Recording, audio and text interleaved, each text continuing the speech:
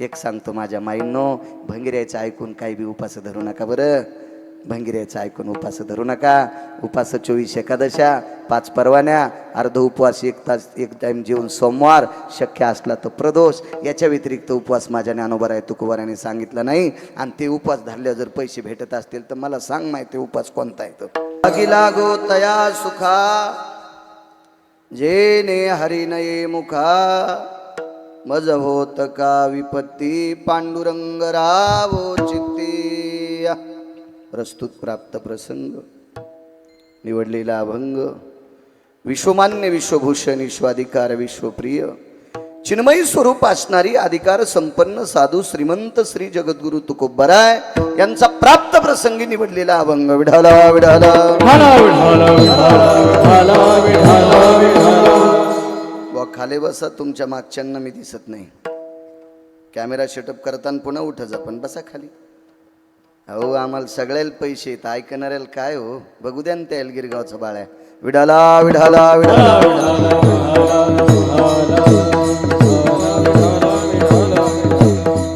आणि कोणी बी परमार्थात वजन हाणायचं नाही. घरी बायकोपाशी हाणायचं. विठाला विठाला विठाला.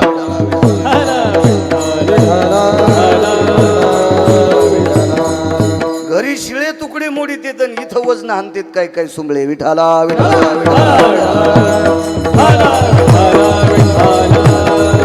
प्राप्त प्रसंगी निवडलेला अभंग माझ्या देहूतल्या मालकांचा आहे. मालक हे अभंगाद्वारे विश्वाच्या मालकाला एक मागणी मागतात. आगी लागो तया सुखा, देवा माझ्या त्या सुखाला आग लागो. कोणत्या सुखाला? जेने हरी नये मुखा.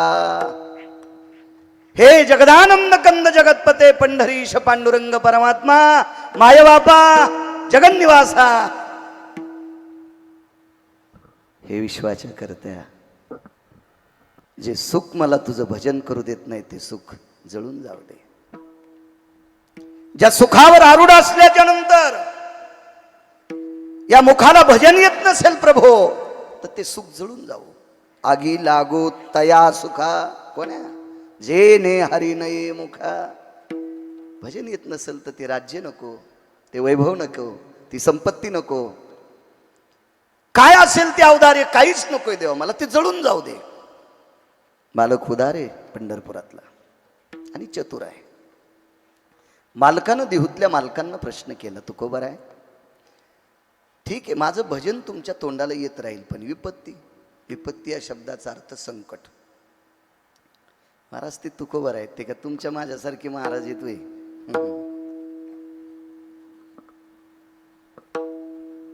जाऊ द्या, बोलणंच नकोय.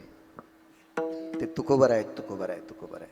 मज होत का विपत्ती, पांडुरंग राहो चित्ती. देवा कसलंही संकट आलं तरी हरकत नाही, पण तू मात्र माझ्या चित्तात राहायला पाहिजे.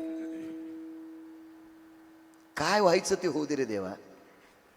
आकाशवर पडा ब्रह्मगोळ भंगा, काय काय काय काही गरज नाही देवा. हे दग्ध झालं तरी हरकत नाही, पण तू मात्र अंतकरणात असावा. मालक फार चतुर आहे. तो खबर आहे, माझं भजन करण्यासाठी आणि मला चित्तात ठेवण्यासाठी शरीर मानवी पाहिजे. मग मानवी शरीर म्हणलं की जात आली ना. जात जात तुम्हाला कोणती जात चांगली वाटते भारत देशात? मला नाही कोणती जात चांगली वाटत नाही, वाईट वाटत नाही. कारण या भारत देशात अशी जातच नाही की त्या जातीत लोक दारू पित नाहीत. तुम्ही याला बी टाळ्याच वाजवायले.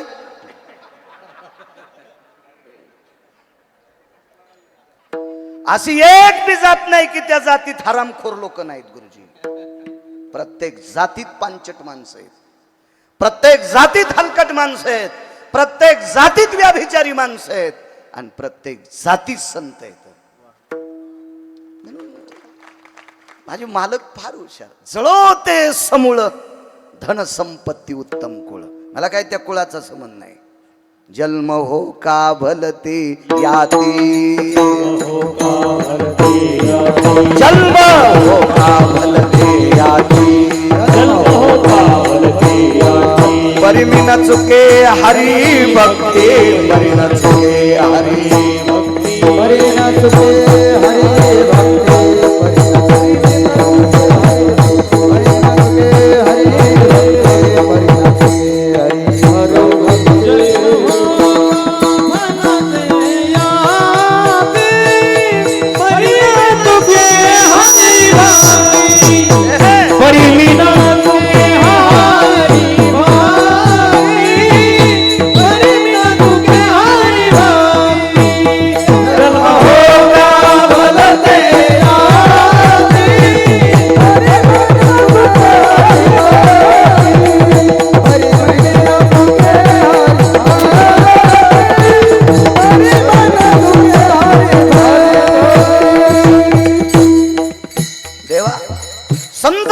नामदेवरायांची मागणी आहे, जन्म हो का भलते याती, पण मला वारकरी कर.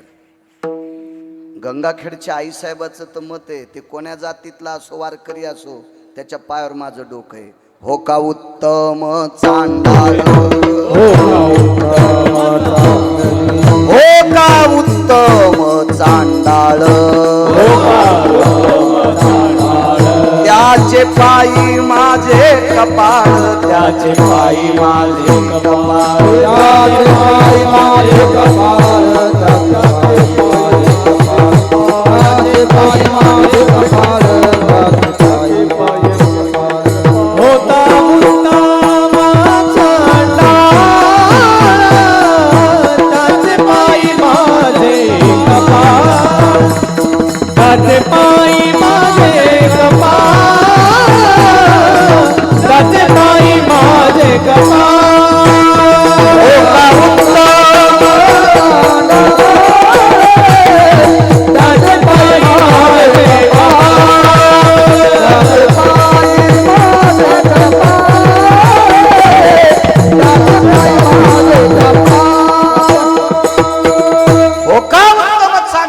त्याचे पायी माझे कपाळ. याच्या पलीकड पंढरीचे वारकरी, त्यांचे पाय माझे शिरे. जात नाही विचारली, चांडाळाच्या कुळातला असेल पण वारकरी असावा. वैष्णव चांभार धन्य त्याची माता. बुट शिवणाराच्या कुळातला आहे, चपला शिवणाराच्या कुळातला आहे, पण वारकरी आहे. त्याच्या आईला हृदयात घेतलं पंढरपुरातल्या मालकानं. जातीचा संबंध नाही. याता याती धर्म नाही विष्णुदासा, निर्णय तो ऐसा वेदशास्त्री. तुका म्हणे नाही जाती सवे काम, ज्याचे मुखी नाम तोची धन्य. चांगलं वागणाऱ्याला किंमत आहे, बाकी नाही. देवा ही संपत्ती नकोय, जळो ते समूळ, धन संपत्ती उत्तम कुळ. मला काही त्या कुळाचा संबंध नाही, मला फक्त तुझं भजन तोंडाला यावं. काय गोड मागणी शेवटची. तुका म्हणे देवा रे, तुका म्हणे देवा, जेने घडे तुझी सेवा. देवा मला फक्त जे काम केल्याच्या नंतर तुझी सेवा घडते असं देऊन टाक. भजन केल्यावर देवाची सेवा घडते असं नाही. अशी काही व्यवहारात कामं येतं, ती कामं केल्याच्या नंतर लाखो पंढरपूरच्या वाऱ्या केल्याचं पुण्य प्राप्त होते. लाखो लाखो. मला असं देऊन टाक. हा साधा सोपा सरळ अभंगाचा अर्थ झालं कीर्तन. विडाला विडाला विडाला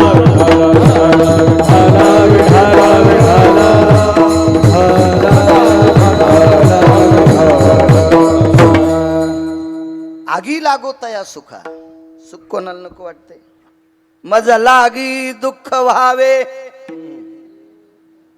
हातवरी करावर. कोणाला वाटतं मग घर उडून जा. कोणाला वाटतंय आपल्या बँकेतले पैसे संपवा.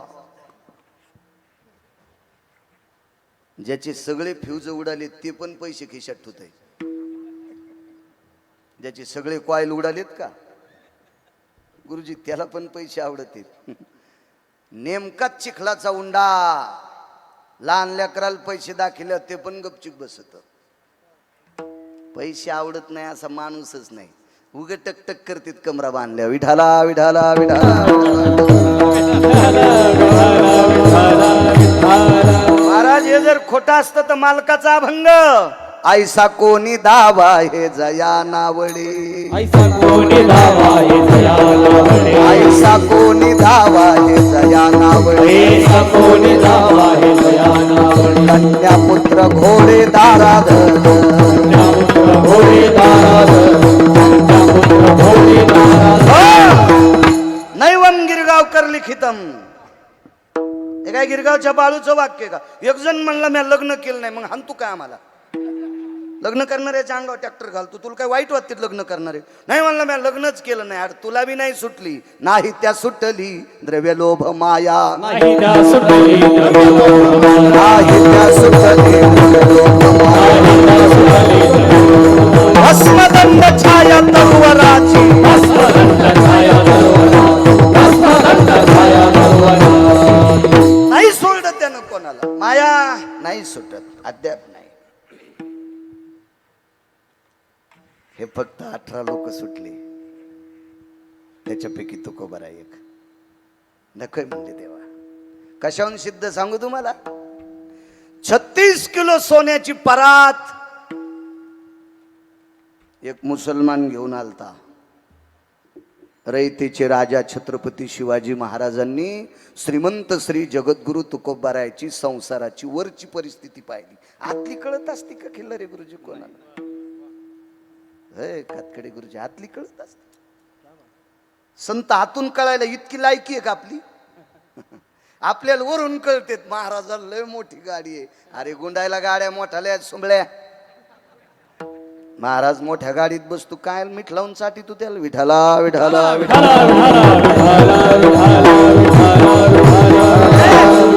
महाराज मोठ्या गाडीत आला येणं मोठा नसतोय. महाराजाकडे आचरणाचं कार्ड मोठा असावा त्याला महाराज म्हणत असते. विठाला विठाला.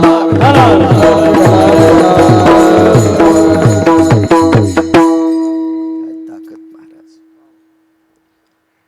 मुस्लिम समाजाचा माणूस परत घेऊन येतो. तुकोबाराय घरी नव्हते.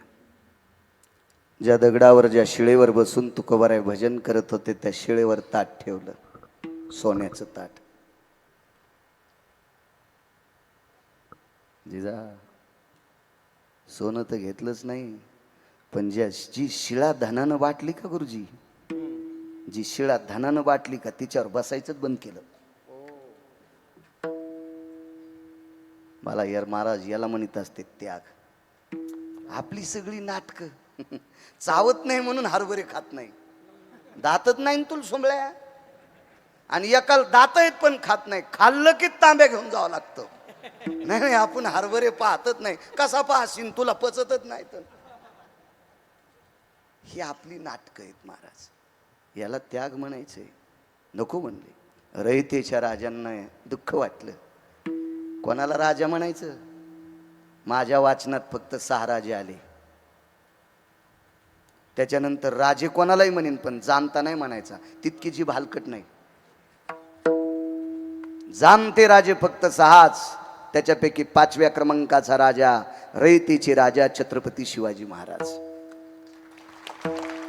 आता कोणीही कोणाला पदव्या देत असेल त्या टेबला खालून सुटकेच गेलेल्या पदव्या. रयतेच्या राजांना जाणता राजा पदवी ही देहूतल्या मालकांनी दिली. 100पेक्षा जास्त कारण आहेत जाणतेपणाचे. त्याच्यातले 2 सांगतो. दुःख वाटलं छत्रपतींना. महाराज हे संपत्ती नको म्हणतात, सुख नको म्हणतात. भजन जर येत नसेल तर सुख नको म्हणतात. हे वाक्य तुकोबारायचं. आम्हाला सांगता गोड येते, वागता कुठे येते? तुमच्या मनाचा मोठेपणा म्हणून आम्हाला महाराज म्हणता. तुमच्या वाणीची श्रीमंती म्हणून तुम्ही आम्हाला महाराज म्हणता. अन्यथा तुम्हाला कळत नाही म्हणून म्हणता. विठाला विठाला विठाला. महाराज महाराज तेच महाराज. कोणाला राजा म्हणायचं दुःख का झाले त्याचं कारण सांगतो. शेतकऱ्याच्या शेतातून घोडे पळाल्याच्या नंतर 2 न्यायाधीश आणि 14 गुमास्ते तपासणीला जायचे आणि ज्या शेतकऱ्याच्या भाजीच्या देठाचा सुद्धा खर्च 3रा सूर्य उगवायच्या अगोदर त्या शेतकऱ्याच्या घरी त्याचे पैसे जात होते, असा ज्याचा न्याय आहे, त्याला जाणता राजा म्हणतात. चला 114 पैकी अजून एक सिद्धांत सांगतो. ज्याला उशातलं आणि पायत्यातलं अंतर कळतं त्याला जाणता राजा म्हणतात. हे जीनच्या पॅन्टवाल्याला काय नाही कळणार आहे, उसं पायतं फक्त म्हाताऱ्या लोकांना कळल उसं पायतं कशाला म्हणते. महाराज हे तर लय लांबचा प्रश्न आहे. या देशातल्या 8 पत्न्या सोडून जगातल्या कोण्याही जातीच्या स्त्रीला माय म्हणणारा राजा रयतेचे राजा छत्रपती शिवाजी महाराज. काळ्या रात्री चमकत होतं जिच्या रूपाचं ऊन, अशी देखणी होती एका मुस्लिमाची सुन. तिला पाहुन आई म्हणाला राजा तो शिलवान, आनंदाने नांदत होती हिंदू मुसलमान. मला याच्यातलं एकच घ्यायचे. तिला पाहुन आई म्हणाला, अमावस्याच्या रात्री जिच्या अंगाचा प्रकाश पडतोय, इतकी सुंदर स्त्री आणि आई म्हणून परत करावा ही जाण गेलाय तो जाणता राजा. जिकडं जाईन तिकडं लुगडं वाळत आणि त्याला जाणता राजा म्हणणाऱ्याच्या तोंडात किडे पडतील. विठाला विठाला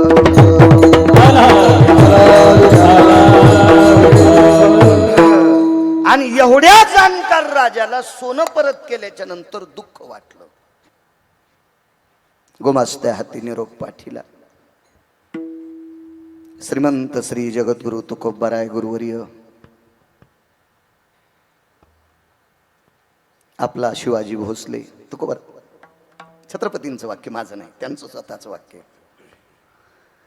मी नजराना पाठीला तुम्ही परत केला. राजे काय दखल घेता आमची? तुम्ही तळहाता इतक्या जाग्याचे राजे आहात. काय वाक्य पाठवलंय? तुम्ही तळहाता इतक्या जाग्याचे राजे आहात, आम्ही त्रिभुवनीचे राजे आहोत. महाराजी रयतीच्या राजा छत्रपती शिवाजी महाराजांना वापरलेलं वाक्य देऊतल्या मालकांचं. काय त्यागाची भूमिका असेल. आम्ही तर 10-5 हजार रुपये दिल्यावर बनिली धुवाची येळ. साहेब तुमचे बुट मी दोन्ही पाय देऊन म्हणून म्या जवळ ठेवलेत. खाऊ नकोस बुट म्हणजे बरं. विठाला विठाला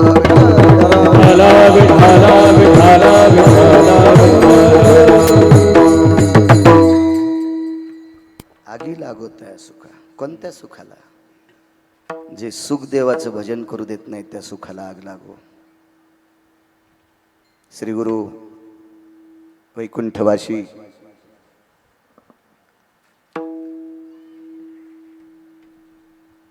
ज्ञानसूर्य प्रचंड विद्वान श्री गुरु साहेबराव महाराज यांचं लग्न झालं. इच्छा नव्हती लग्न करण्याची. आईचा आग्रह, वडिलांचा आग्रह, काकांचा आग्रह, काकीचा आग्रह, गुरुजी मामांचा आग्रह, नातेवाईकांचा आग्रह आणि लग्न लावलं. 19 वर्षाला काही दिवस कमी होते. पंढरपूरला जाण्याचा योग आला आणि पंढरपूरला वाळवंटात एक कीर्तन ऐकलं. ते कीर्तन महाराष्ट्रातले ज्ञानसूर्य श्री गुरु रंगनाथ गुरुजी परभणीकरांचं कीर्तन ऐकलं. चांगल्यांचं ऐकायचं मानस ठेवी जा, देव तुमचं चांगलं करीन. कीर्तनात सटके ऐकायचं मनात ठोत जाऊ नका, यम सटके आणि कीर्तन ऐकलं. घरी आले. आईनं सांगितलं बाळा परवाला पाहुणे आलते रे, तुला सोयरीक आली. भूक लागली होती पण जेवलेच नाही. बाळा जेव ना. खोटं बोलले आईला, मी जेवून आलो. काय दुःख आहे? मला आई मला संसारात पाडायले. हा संसार मला भजन करू देणार नाही. फलकट तो संसार, फलकट तो संसार, फलकट तो संसार, फलकट तो संसार. येथे सार भगवंत, येथे सार भगवंत, येथे सार भगवंत, येथे सार भगवंत, येथे सार भगवंत.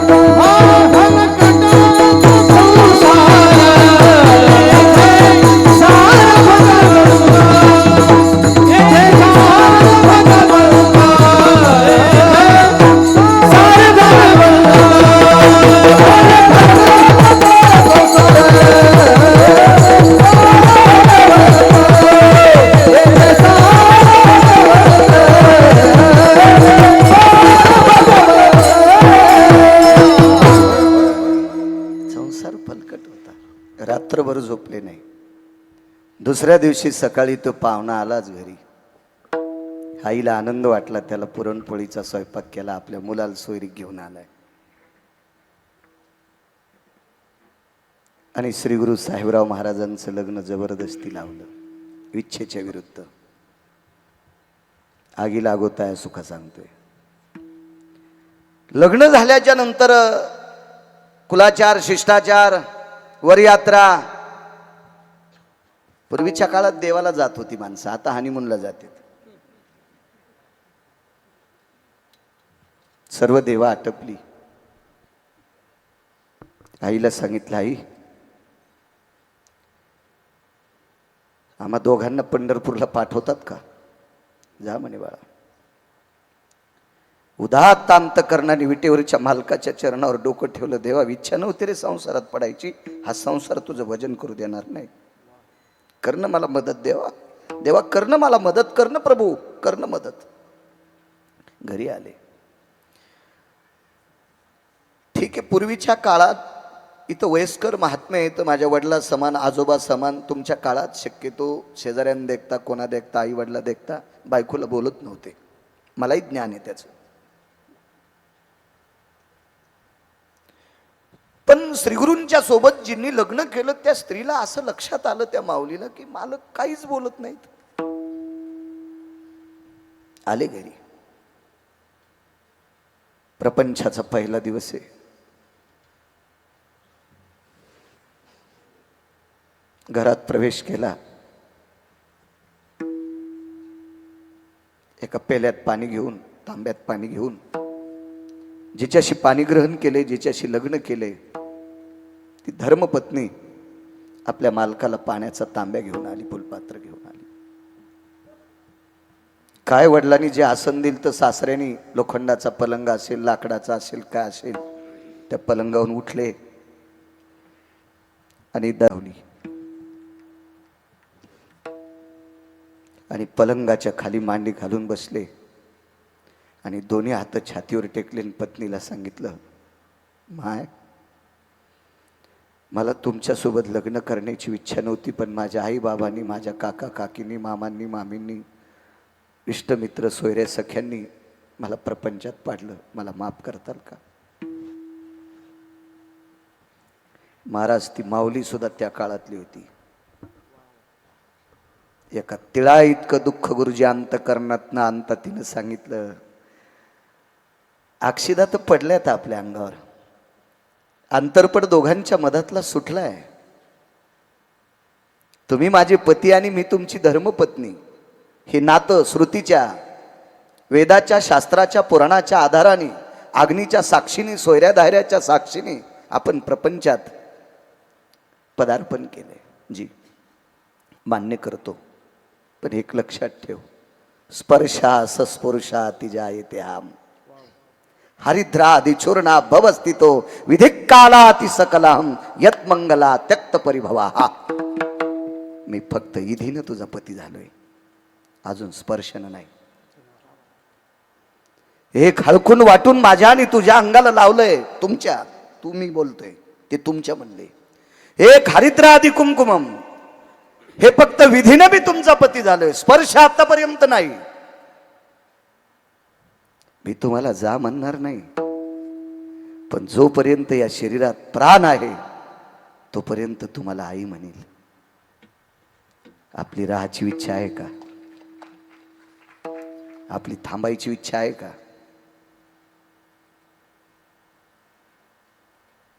जगात अशी नवरी असेल का राजे?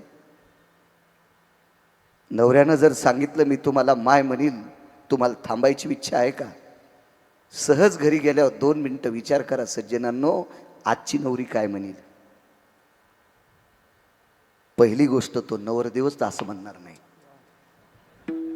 कारण नवऱ्या मला कमेंट करते, मेल्या आमच्यावर दगड टाकतोय, खाना खराब होतो. नवरदेव असा भेटल का रे? लग्न केल्यावर बायकोला माय म्हणणार असा असेल का एखादा?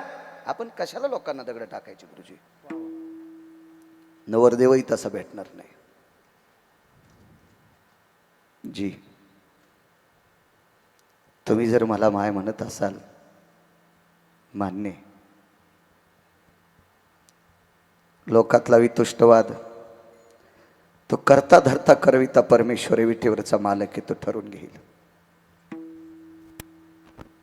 कालांतराने एके दिवशी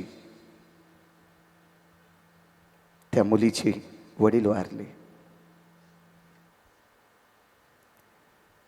आपल्या बापाच्या अंत्यविधी करता बापाचं अंतिम दर्शन घेण्यासाठी ती मुलगी माहेराला गेली. महाराज नाही गेले, कारण जिला बायको म्हटलंच नाही तिचा बाप सासरा कसा होईल? होय गिरिजनाथ महाराज, जिला बायकोच म्हटलं नाही तिचा बाप सासरा कसा होऊ शकतो गुरुजी आपला? नाही गेले, ते नाही गेले. आईनं सांगितलं, बाबानं सांगितलं, नाही म्हणे मी नाही जाऊ शकत. मुलीने वडिलांचा चेहरा पाहिला, चौघाच्या खांद्यावर बापाला दिले लोकांनी. म्हाताऱ्याचा अंत्यविधी झाला. दुसऱ्या दिवशी अस्थि संचयाचा कार्यक्रम होता, तो आटपला. आणि आईला सांगितलं, आई मी येते का आता? आईने सांगितलं, बाई बाबाचे 10 दिवस होईपर्यंत थांब न, तू थांब न, वडिलाचे 10 दिवस होईपर्यंत. नको आई, येते मी, येते. आईनं मुलीच्या गळ्याला विठी मारली आणि कडकडाटून उकसाबुकशी रडू लागली. माय 7 वर्ष झाले तुझ्या लग्नाला ग. मला असं वाटत होतं तुला झालेलं बाळ तुझ्या बाबांनी पाहून मरावं. तुला एखादी मुलगी, तुला एखादा मुलगा व्हावा, ते बघून तुझ्या बाबाच्या डोळ्याचे पारणे फिटावे. त्याने आनंदाने प्राण सोडला असता ग बाई. पण तुझ्या बाबा देखता तुला आपत्ती झालंच नाही. येते आई. आईनं पुन्हा एकदा हृदयाला मिठी मारली. आईनं सांगितलं, बाई माझ्या अंतकरणात शरीरात प्राण आहे तोपर्यंत तुला एखादं बाळ व्हावं. जोपर्यंत माझा जीव आहे तोपर्यंत तुला एखादा मुलगा व्हावा, एखादी मुलगी व्हावा. वाक्य काय वापरलं असेल मुलीनं? आई स्वप्नात बी इच्छा करू नकोस, मला मुलगा किंवा मुलगी होईल ही स्वप्नात सुद्धा इच्छा करू नकोस ग आई, स्वप्नात पण. का ग बाई? आई तुझ्या कपाळावरचं कुंकुम आलवलंय, तुझ्या कपाळावरचं कुंकुम आलवलंय, हे दुःख तुला डोंगरापेक्षा मोठं झालं आई. हे कपाळावरचं तुझ्या कुंकुम आलवलंय, हे दुःख तुला डोंगरापेक्षा मोठं झालं ग माय. मी सांगितलेलं वाक्य ऐकल्यावर तुला ऐकायची क्षमता नाही, पुन्हा कधीतरी कळेल. येते मी. हातातल्या बांगड्याचा आवाज आला. महाराज दारातल्या झाडाखाली बाजेवर आराम करत होते. तेवढ्या अवकाशात बैलगाडी आली आणि बैलगाडीतून एक माऊली उतरली. तिच्या हातातल्या बांगड्याचा आवाज आला. पाहिलं तर आल्यात वाटते. मनानं आश्चर्य केलं, जिचे वडील वारले ती परत कशी आली असेल? संध्याकाळची वेळ आहे. एकांतात दोघं तुळशी वृंदावनापाशी बसले आणि महाराजांचा शब्द पडला. माय बायकोला, माय तुमचे बाबा वारले तरी तुम्ही परत आलात, तुम्ही माहेरात राहिला नाहीत. काय वाक्य राजेहो, कशाला त्याग म्हणतात? हो, तुम्ही जर मला माय म्हणत असाल तर मी तुम्हाला लेकरू म्हणते. आणि माय लेकराला सोडून माहेरात राहत असते का? आई लेकराला सोडून माहेरात राहत असते का? लेकराच्या जेवणाची फजिती पाहून आई माहेरातले लाडू खात असते का? नाही. त्यांचं नाव होतं श्री गुरु साहेबराव महाराज. गुरुवर्य रंगनाथ गुरुजींचे शिष्य होते. ज्ञानसूर्य रंगनाथ गुरुजींचे शिष्य होते. श्रुतीनं प्रश्न केला, गुरुवर्य प्रपंचात पडल्याच्या नंतर प्रपंचाचा त्याग कशा करता केला? श्रुती माते जगातली पहिली पत्रकार श्रुती. श्रुतीच्या अगोदर कोणी पत्रकार नव्हतं. हे श्रुती माते, हा प्रपंच, हा खटाटोप मला विटेवरच्या मालकाचं भजन करू देत नव्हता. हा प्रपंच, हा खटाटोप मला श्रीगुरु रंगनाथ गुरुजींची सेवा करू देत नव्हता. म्हणून या वैभवशाली प्रपंचात आम्ही लात मारली, लात.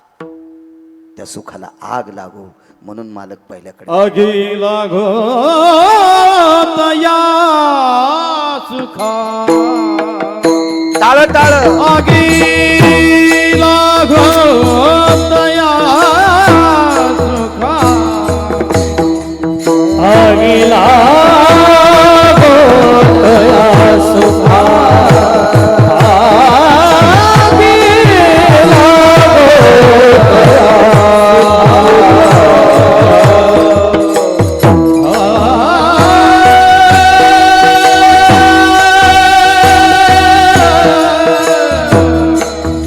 आगी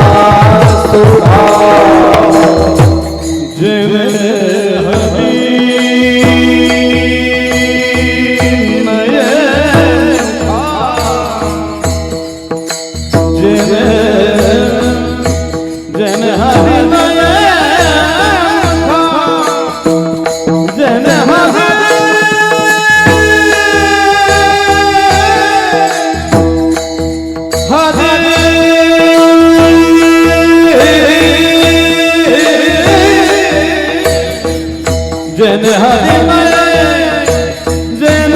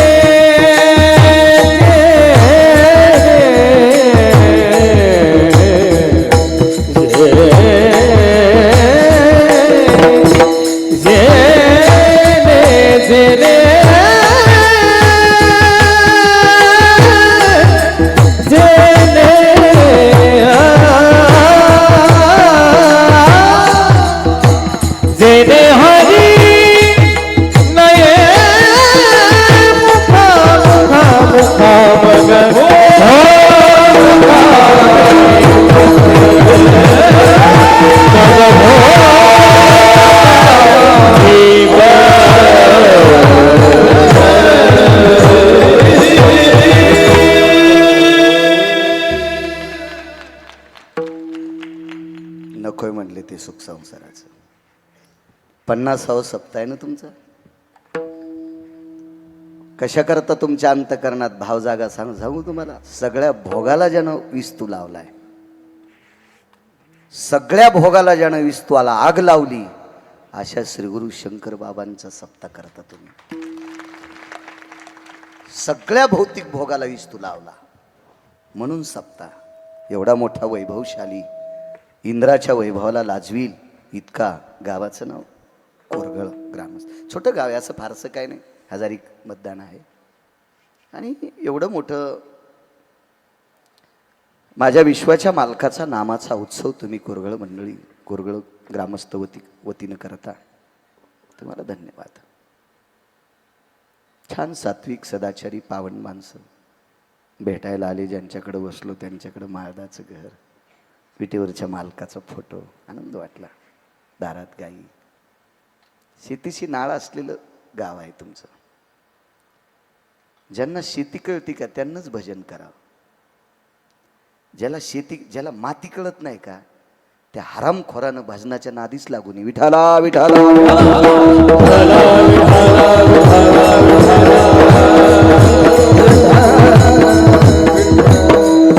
एक जण म्हणला, महाराज मातीचा आणि भजनाचा काय संबंध आहे?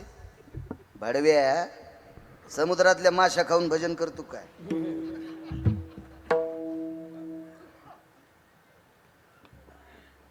गुरुजी, भजन करण्यासाठी अंतकरण शुद्ध लागते आणि अंतकरण शुद्ध होण्यासाठी आहार शुद्ध लागतोय. आणि शुद्ध आहार देण्याची ताकद फक्त माझ्या काळ्या मातीत आहे. कुठत नाही सापडणार शुद्ध आहार. आणि तो शुद्ध आहार संत दाखवतोय. जो आहार संत दाखवतोय, संत कळाल्याच्या नंतर देव कळत असतो. असा कुठं देव कळत असतो का? हरी प्राप्ती हरी प्राप्ती करावे संताचे पाय, करावे संताचे पाय, करावे संताचे पाय.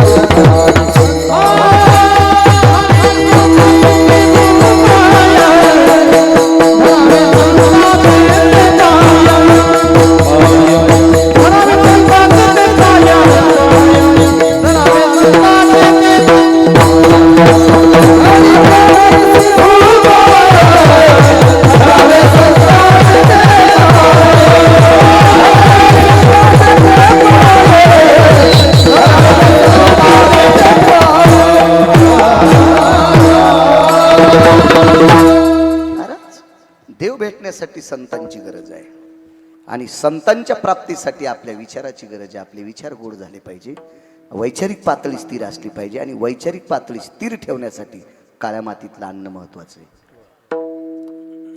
हो, म्हणून तिच्यावर प्रेम करा. भविष्यात आपल्याला जगील फक्त काळी माय. ज्याच्या नावानं 7/12 असेल तो भारतातला राजा असेल. लिहून घ्या गिरगावच्या बाळूचं वाक्य. हे कोण नाही कोण नाही कोण नाही, काय नाही काय नाही, तिथे आहे ना त्याची गथुडे बांधलेत, ते कोणी तुम्हाला विचारणार नाही. विठाला विठाला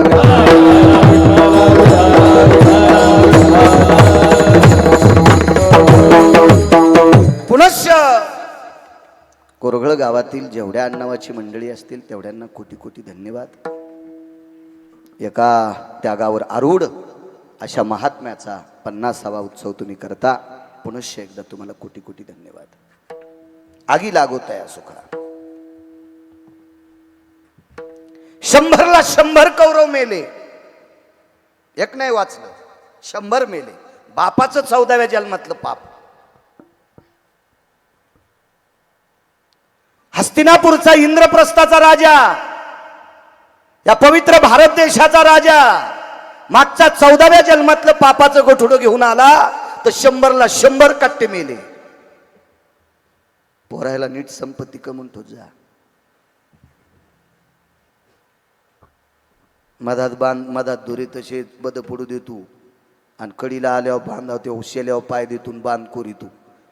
हो, मुळीला अडकून आऊत हेडगाळून थुतरात रूम न गेलं, एक दात नाही राहिला. हा माम माम माम माम भात खाऊ लागला. मॅन असे दात कस काय पडे. बायको म्हणली महाराज रूम न तोंडात गेलं. म्हणलं कस काय त्याला रूम न चोखायचा नाद आहे काय नाही. म्हणले आवतावून पडे गेले. म्हणलं आवतावून कस काय पडे. बांध करू लागले लहान्या भावाचा, सख्या भावाचा बांध करू लागला सुंबळ्या. पोटात घुसायला पाहिजे होतं रुमण्याचं कणीस, तोंडात नाही. कशाला असली संपत्ती. देशाचा राजा आहे, संपत्ती चुकीची. 100ला 100 कट्टे मेले. हे कशासाठी कीर्तन ऐकायचे. कीर्तन ऐकायचं येसन सुटलेल्या बायलावानी निघला मका हाणायला कोणाची बी. नाही नाही, ह्या बी कीर्तनात मस्त बसतेल. पप्याच्या बापाच्या पाया पडायची नाही, महाराजाच्या पाया पडती. तर ह्या पापानं महाराज धोत्रा सगळं जळण. नवऱ्याच्या पाया पडत नाही, महाराजाच्या पडती. काही काही उचले महाराजाच्या थैल्या घेऊन फिरतील, मायबापाला विचारित नाहीत. त्याला चंद्रभागेत पुरलं तरी ते हरामखोराला मोक्ष नाही. उचल्या महाराजाच्या थैल्या उचलीतून मायबापाला विचारित नाही, हरामखोरा. याला पाहिल्यावर गौहत्या समम पापा. विठाला विठाला. बसलेल्या तरुणांना सांगतोय, मायबापा इतका देव जगात कोणताच मोठा नाही. आजच्या सप्त्यातून एक ध्यानात घ्या. गिरगावच्या येड्या बाळूचा ऐका. सकाळी आंघोळ केल्या मायबापाचं दर्शन घेत जा. देवाचं विसरलं तरी चालेल, देव रागावणार नाही. मायबापाचं दर्शन घेतलं की सकल तीर्थाची माय बाबा केवळ काशी तेने न जावे ती खाती तेने न जावे ती खाती माय बाबा केवळ काशी तेने न जावे ती खाती तेने न जावे ती खाती तुम्हाला एक सांगू का, ज्याला आई वडिलाचा आशीर्वाद नाही त्याला भारतातला कोणताच महाराज त्याचा उद्धार करू शकत नाही. काय त्या महाराजाची माय व्याली, माय बापाचा आशीर्वाद ज्याच्या पाठीमागं नाही त्याचा उद्धार करायचा काय? महाराज स्वतंत्र आहे का? बापाची आगिरी आहे का त्याच्या? नाही करू शकत. महाराज माय बापाचा आशीर्वाद नसणाऱ्याचा उद्धार ब्रह्मदेव सुद्धा करू शकत नाही. पंढरपुरातले मालक करू शकत नाहीत, काशीतले मालक करू शकत नाही. ते दोन दोन अभंग पाठ करणारे आम्ही करू शकतो का तुमचा उद्धार? विठाला विठाला विठाला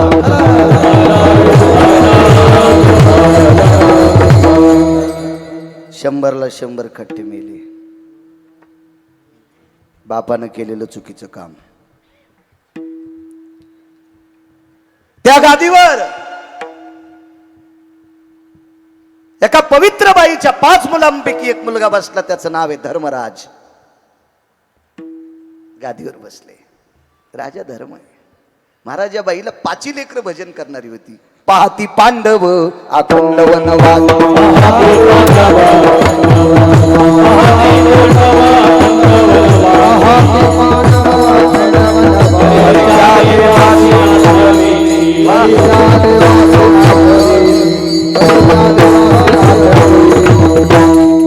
पाहते पांडव अखंड वनवासी. राजाची पोरं होती ना, तरी पण वनवासात पण भजन करत होते. म्हणजे पांडव वारकरी होते. पांडव नुसते तोंडानं भजन करत नव्हते, अर्जुनाच्या अंगावरचे रोम सुद्धा कृष्ण कृष्ण म्हणत होते. या पांडवांची पत्नी तिच्या डोक्यावरचे केस कृष्ण म्हणायचे, आणि इंचरल्याच्या नंतर जर केस खाली पडले तर ती जागा सुद्धा कृष्ण म्हणत होती. इतकी पवित्र पत्नी होती पांडवांना. गादी भेटली या पवित्र देशाची. 100 मुलांचा रास झाला, आणि या मुलांचा बाप राज्य सोडून वनात गेला. बायको चांगली होती बिचाऱ्याची, वनात गेले. राज्यावर मालक 2, राजा पंडूचे 5 पुत्र आणि विदुर काका, ही 2 जण आहेत. धृतराष्ट्र हा निघून गेला. हस्तिनापुराची मालकी दोघांकडे आहे.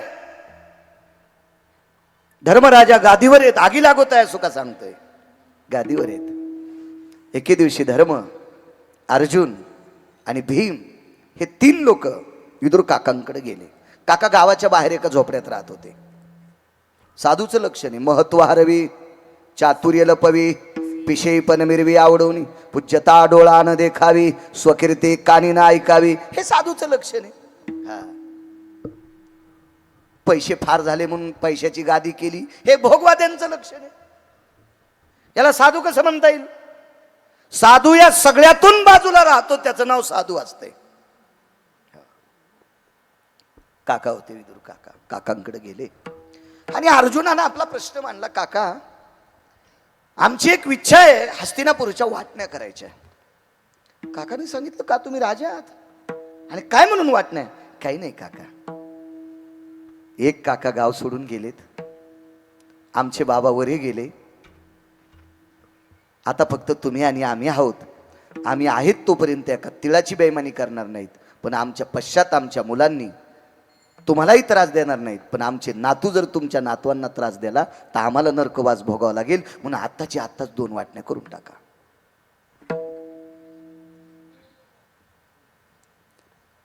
वेगात सांगतो. काकाने विचारलं, राजन, तुम्ही मला किती मानता? किती मानता? किती मानता?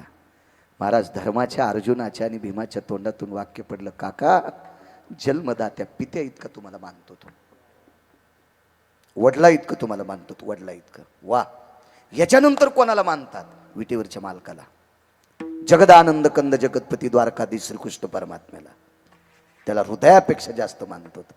मग तुम्हाला विटेवरच्या मालकाची शपथ आहे, मी मागताल ते देताल का?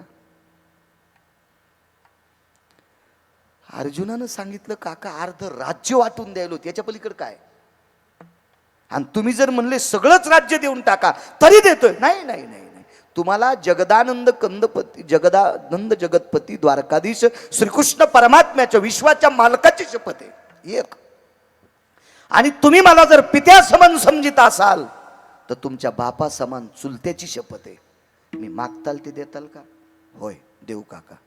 माझं राहतं झोपडं जरा खराब झालंय, मी ज्या झोपड्यात राहतो का ते झोपडं थोडंसं डगमगीला आलंय, मला अजून चांगलं झोपडं करून द्या.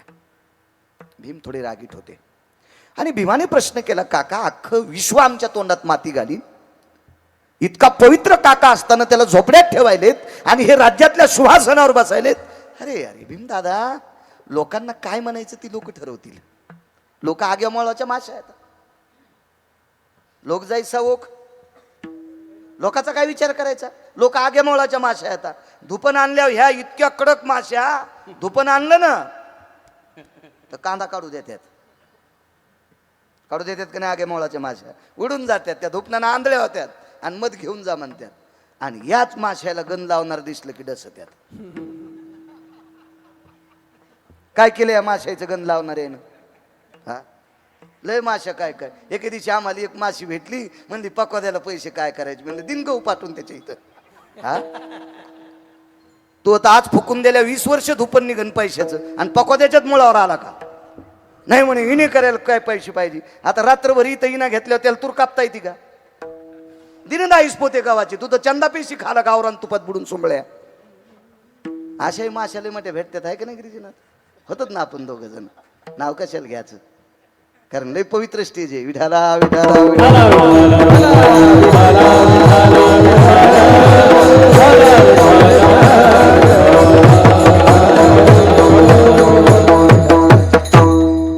हे जे दुसऱ्याचं खपत नाही का, हे अतृप्त आत्मे येतं. अतृप्त आत्मे, अतृप्त आत्मे. जरा विश्व पाहाला जा. कल्याण स्टेशनला एक मुलगा गाडी घेऊन आलता मला न्यायला. ती 3.25 कोटीची गाडी होती, 3.25 कोटीची. ते नोकरीला नव्हता, 1 रुपयाचं व्यसन न करता टोल नाक्यावर टाळ्या वाजून तृतीय पंथीनं 3.25 कोटीची गाडी घेतली होती. पकवाद्याला जर 9-10 लाखाची असली तर काय खालून जळायला तू.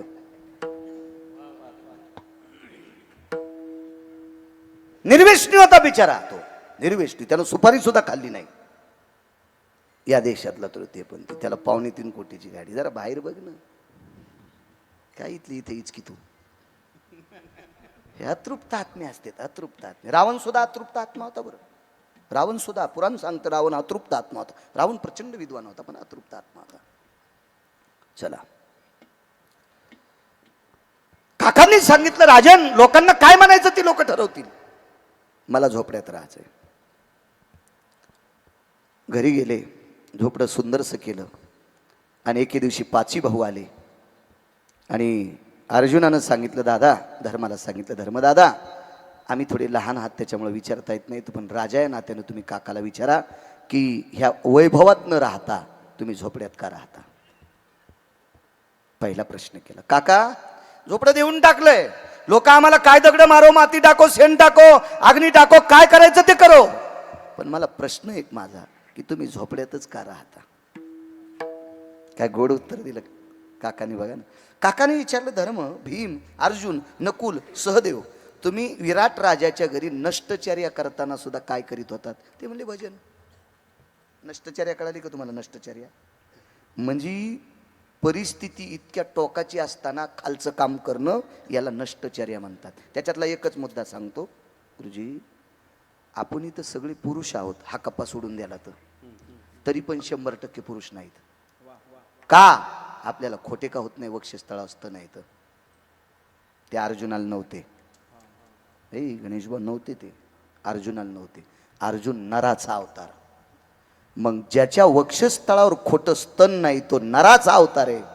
पण राजे हो, एका वर्षातले 3.5 ते 3 दिवस सोडून दिले तर पांढऱ्या रंगाची साडी नेसून, गंगावन घालून, पायात घुंगरं बांधून नृत्य शिकवावं लागलं हो, भ्रन्नडा व्हावं लागलं. काय मोठं जीवन असेल हो. काय वाटत असेल त्या अर्जुनाला. याला नष्टचर्या म्हणतात. पण त्याही नष्टचर्येमध्ये अर्जुनानं भजनच केलं. 12 वर्षाच्या वनवासात भजनच केलं. धर्माने विचारलं, काका आम्ही झोपड्याचं विचारतो, तुम्ही झोपड्यात का राहता? ऐका राजन, ऐका, त्याचंच उत्तर आहे. आयुष्यभर भजन केलं, पण ज्या दिवशी 100ला 100 कौरव युद्धात मेले, तुमचे काका गाव सोडून गेले आणि या इंद्रप्रस्थाचे, हस्तिनापूरचे, या पवित्र भारत देशाचे तुम्ही राजा झाले, आणि त्या दिवसपासून भजन किती केलं? बोलती बंद झाली, धर्माची बोलती बंद झाली. धर्मानं सांगितलं, काका या वैभवाचं राज्य सांभाळत असताना, समाजाच्या नाना प्रकारचे चोचले पूर्ण करत असताना भजन करायला वेळ कुठं भेटतो या वाड्यात?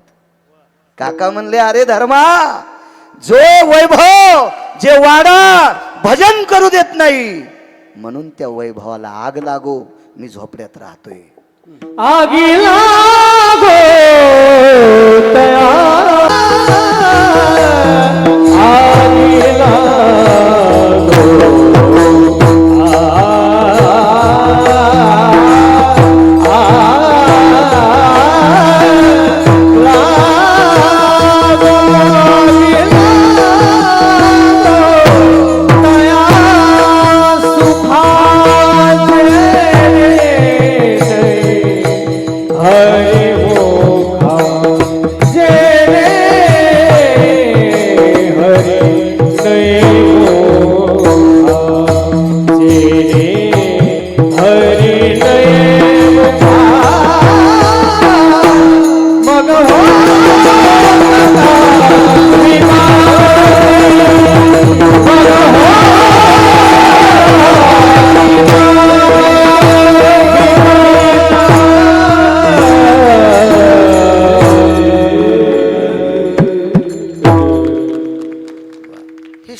गाईची वासर येत, शुद्ध गाईची.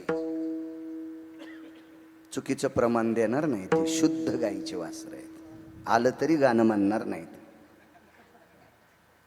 वा अजय, किती वेळ कीर्तन करायचं?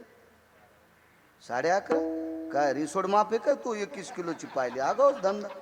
तारखेला फोन केला, वा रे वा, काय ग पळी झळकतीनं आपलं तुपलं ओळखीती. तो शेजारचं गाव आहे ना. ठीक आहे, जाऊ दे. आगी लागो तया सुखा. एका मुलीला वडिलांना 1200 एकर जमीन. 12,000, 1200 चुकून बोललो. कसं वाटलं आकडा ऐकायला? एव्हा ज्याला कवडीची अक्कल नाही ते म्हणला, काय शेती परडच न, शेतीत माणूसच भेटन. सुंबळ्या इकत घेऊन दाखव ना बायंगाने. इंच भरी काय कुठं, आणि निघली तर आहे का ताकद घ्यायची? नुसते बोंबलत येत. आपले आंबा चोखून घेतला आणि कोय फेकून दिली. अरे पानचिट कुठला शेती. 12,000 एकर शेती एका माणसाला. एकटीच पोरगी, एकटीच पोरगी. सोयरिकी किती येत असतील बुवा? हे गणेश बा, किती सोयरिकी. गुरुजी किती किती मोठाला नवरदेव येत असेल. सासऱ्याला 12,000 एकर जमीन. हत्तीवर बिजवारा आला, हत्तीवर, हत्तीवर बिजवारा. आपण ज्याला रुखवत म्हणतो, शिदोरी म्हणतो, मागणी म्हणतो, हत्तीवर, हत्तीवर 550 हत्तीवर बिजवारा आला. सूर सनई चौघडा वाजत होता. डीजे नाही भितड पाडायला. सूर सनई चौघडा वाजत होता आणि अख्खं गाव दंग झाले. हत्तीवर बिजवारा कोणाकडं? मेवाडचे राजपूत राठोड यांच्या वाड्यापुढे हत्ती थांबले. 34 मेवाडचे राजपूत राठोड, त्यांच्या दारापुढे 34 हत्ती थांबले. एका हत्तीवर सोन्याची आबदागिरी, आणि त्या सोन्याच्या आबदागिरीतून गावरान तुपातल्या पदार्थाचे डब्बे काढले आणि सुरसनई चौघडा वाजत भरमाटी सागाच्या चौकटीच्या दरोज्यातून आतमध्ये हत्ती. काय तुमच्या मुलीला मागणी आली. आईनं विचार केला, हत्तीवर मागणी, 34 हत्तीवर बिजवारा. आपल्याकडं काय असं एवढं? मालकानं सांगितलं, प्रिये आपली मुलगी सुंदर आहे. काय नाव होतं त्या मुलीचं सांगता येईल? किती महाराज फुकल्यावर सुधारताल तुम्ही? एखाद्या नाटकातली सिनेमातली विचारली तर पटकन सांगताल नाही का? तिचं नाव आहे मीरा.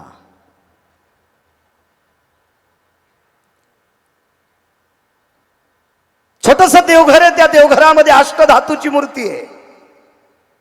त्या अष्टधातूच्या मूर्तीच्या समोर पायात साळ बांधलेले आहेत, दार खिडक्या लावलेल्या आहेत, गळ्यामध्ये एकतारी घेतलेली. विना नव्हता, गुरुजी वाक्य लक्षात ठेवा, विना नव्हता, एकतारी आहे. हातामध्ये चिपळी आहे, गळ्यात एकतारी आहे आणि पायात साळ आहेत. आणि विटेवरच्या मालकाचा द्वापारयुगातला अवतार द्वारकाधीश श्रीकृष्ण परमात्म्याची अष्टधातूची मूर्ती आहे आणि तिथे नृत्य करून भजन करत होती. पग घुंघरू बांध मेरा नाची रे, पग घुंघरू बांध मेरा नाची रे, पग घुंघरू बांध मेरा नाची.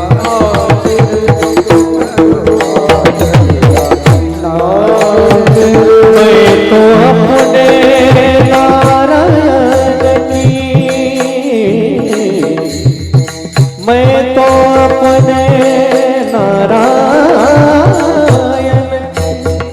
हो गई दासी रे, पग घुंघरू बांध मेरा नाची रे, पग घुंघरू बांध मेरा नाची रे, पग घुंघरू बांध मेरा नाची रे.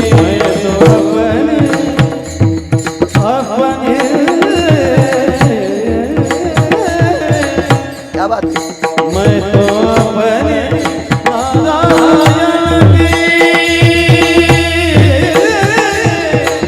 हो गई दासी रे, दासी रे, पग घुंघरू बांध मेरा नाची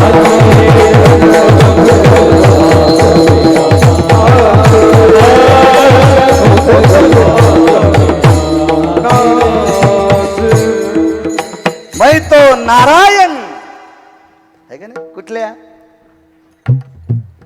वा.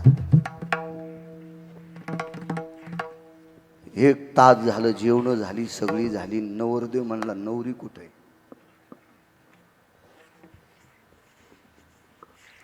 बाबा आले आणि सांगितलं त्या घरात भजन करायला.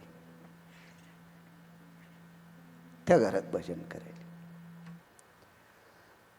तिकडच्या पाहुण्यांनी सांगितलं, तुम्ही मनानं भजन बंद करून चल नवरदेवाला बोल. नाही म्हणले, आमचं संपलंय आता, आमचं ऐकत नाही, घराच्या बाहेर येत नाही, काही नाही, दार खिडक्या उघडीत नाही, अविरत सारखं जीवन, शिंक जांभाई खोकला, तितका वेळ वाया गेला. हो, अख्खं जीवन सारखं भजन करते.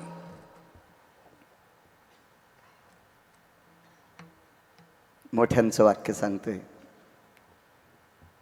आमच्याकडे वैकुंठवासी साहेबराव महाराज सोनोटीकर होऊन गेले. साधी व्यक्ती महाराज, विटेवरच्या मालकावर इतकी श्रद्धा, इतकी श्रद्धा, इतकी श्रद्धा की त्यांनी जीवनात कधी नवरात्रीतला घट मांडला नाही. नवरात्रीत विटेवरच्या मालकाचीच मूर्ती मांडायची. हीच माझी देवी आहे, तू विटेवरी सखय बाई, हो करी कृपा. काय याला वारकरी म्हणत असते तो.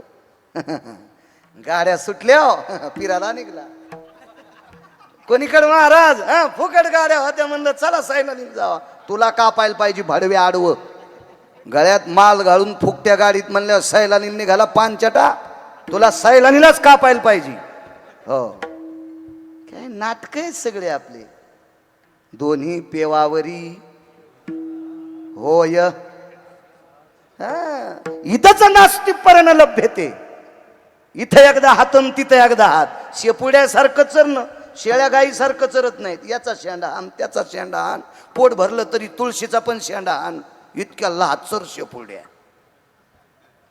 आणि त्या शेळ्याचं वर्णन दिलं, इकडं तिकडं थुत्र घालणार यायचं, आपुला तो एक. आणि त्यांनी सांगितलं, खिल्लारे गुरुजी, कातकडे गुरुजी, स्वयं मीराबाईला वडिलांपेक्षा जास्त श्रीमंत राजाचा मुलगा बिजवारा घेऊन आलता आणि विनंती केली, करताल माझ्यासोबत पाणी ग्रहण? करताल पाणी ग्रहण? नाही. का नाही? माझ्यात काय कमी आहे? वरिले सावळे परब्रह्म. महाराज तार्किक लोक होते काय? साधी लोक नव्हती अजय तिथं, तार्किक लोक होते. सगळ्या लोकांनी विचार केला, साध्वी मीराबाई ह्या नवरदेवात काय उणीवत आहे? काही नाही, काही नाही. ह्या नवरदेवात एकच उणीवत आहे, याच्या नावाचं मंगळसूत्र घातलं की भजन बंद होते. 12,000 एकरवाल्याची मुलगी आणि याच्या 1.5 पटीनं श्रीमंत नवरदेवाचा त्याग केला फक्त भजना करता. म्हणून मालक पहिल्याकडे अगिला दया सुखा, अगिला दया सुखा,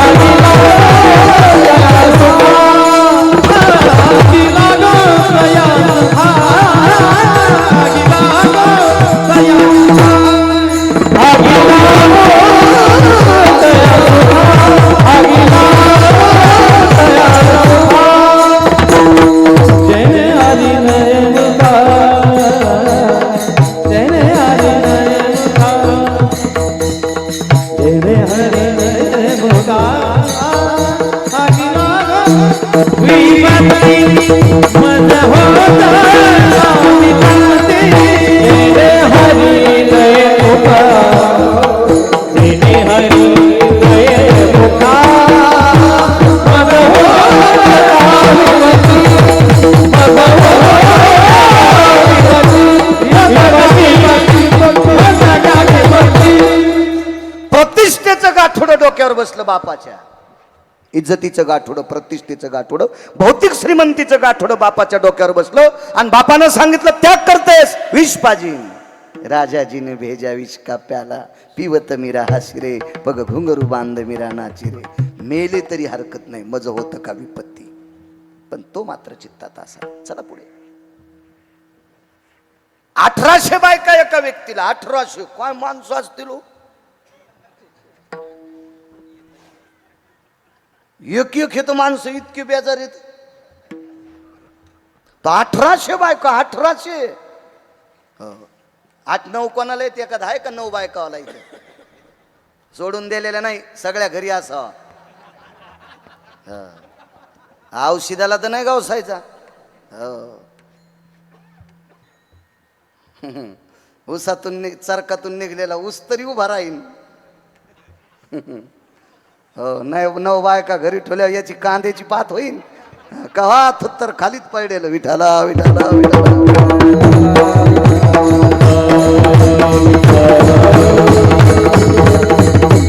1800 बायका. साहित्रिक 18. 300 बायका आंघोळीला. 300 बायका. उठणं काढलं कोणतीनं, पाणी काढलं कोणतीनं, टावेल आणलाय कोणतीनं, अंगावर पाणी टाकलं कोणतीनं, सुरस नाही चौघडा वाजायलाय, बावनिया चंदनाचा चौरंग, सोन्याच्या फिरक्या त्या चौरंगाल. काय थाट बाबा.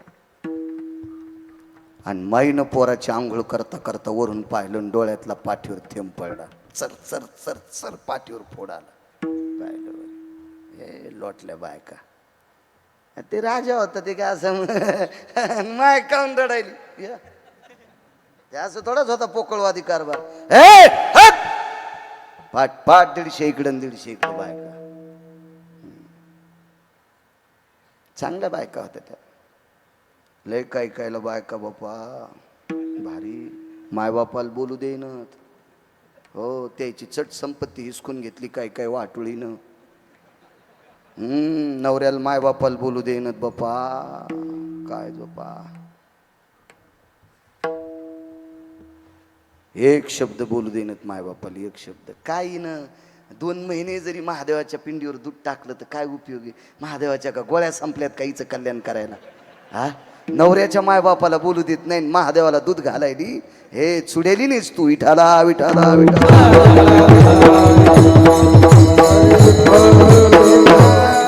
सासू सासऱ्याला न बोलणाऱ्या तुम्ही 4 जणी उभ्या राहा मुकाट्याना. मी नाव घेईन ना. या इकडं पण तिघी जणी आता. ए उठ, तू पण उठ उठ उठ. तू या पापानं जळण गिरगावचा बाळ्या कशाला बसली कीर्तनात. त्या तिकडं तिघी जणी आहेत त्या, उठा.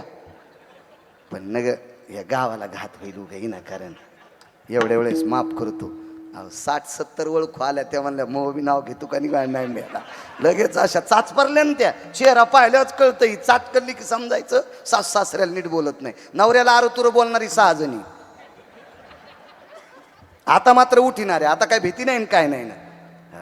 राहू द्या एवढ्या वेळेस. जरा खुश झाले. उगा अटॅक याचा एखादीला घामपूस आहे माय. घामपूस तू लय घाम आलता. मला चांगलं कळत आहे. सगळे चरचर बोलतीस तू नवऱ्याला, आरोत्र बोलतीस आहे का नाही. वा वा वा वा वा. हा तू ज्या भागात असेल त्या भागात निसर्ग पण कोपन माय. विठाला विठाला.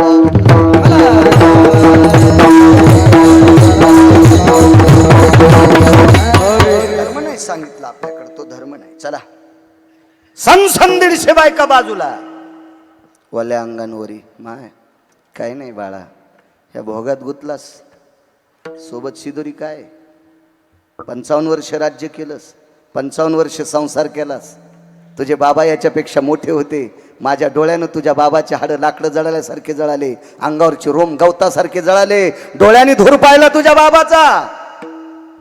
ठीक आहे आई. एका ग्रंथाला वस्त्र गुंडाळलेलं होतं आणि त्या ग्रंथावर एक शिल्लक वस्त्र टाकलं होतं भगव्या कलरचं, केसरी रंगाचं.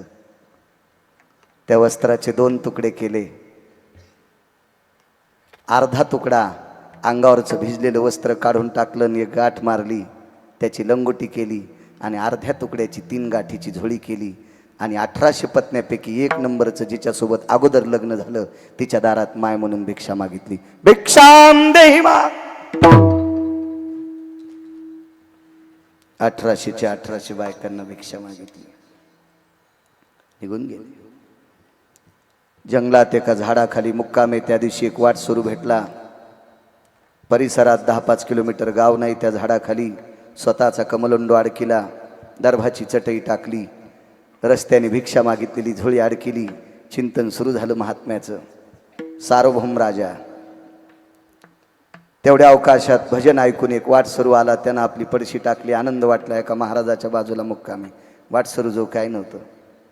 महाराजांनी भजन आटपल्याबरोबर वरचा कमलंडो आणि ती झोळी काढल्याबरोबर पसरवली आणि सांगितलं, महाराज घेता का प्रसाद पाहिजे. आणि ह्या व्यक्तीनं भगव्या रंगाची लंगोटी गुंडाळलेल्या साधूनं आपल्या जवळची भिक्षा देऊन टाकली. आनंद वाटला. वाटसरू हुशार होता. त्याने विचार केला, ज्या महाराजांनी आपल्याला जेवायला रात्री दिले त्या महाराजाची आपण सेवा करू. पाय दाबायला सुरुवात केली. महाराज म्हणले नको. महाराजांनी मनातली मनात विचार केला, 1800 बायकाचा भोग त्यागून इकडे आलोय, ते तुझ्या हातानं कशाला दाबून घ्यायचं आहे. महाराज होते ते. आणि सहज महाराजांनी विचारलं, कुठे चाललात. काही नाही, इथून काही अंतरावर एक मोठी नगरी आहे. त्या नगरीचे राजे गोपीचंद महाराज आहेत. त्यांची आई मैनावती आहे आणि दर 6 महिन्याला मी त्यांच्याकडे जात असतो. तिथे गेल्याच्या नंतर आमच्या संसारामध्ये लागणाऱ्या द्रव्याचं साधन काय द्रव्य असेल ते, गहू ज्वारी तांदूळ डाळ, या सगळ्या काही गोष्टी राजा आम्हा भिक्षुकांना देत असतो. आणि त्या राजाच्या भेटी करता चाललोय. भगव्या रंगाची लंगोटी घातलेल्या राजानं सांगितलं, अरे तो राजा आता भिकारी आहे. इतकं वाटसरू खालीवरी महाराजाला बोललो, या महाराजाला अक्कल नाही, याला डोकं नाही, याच्या गोळ्या संपल्यात, आमकं झालं तमकं झालं वगैरे वगैरे.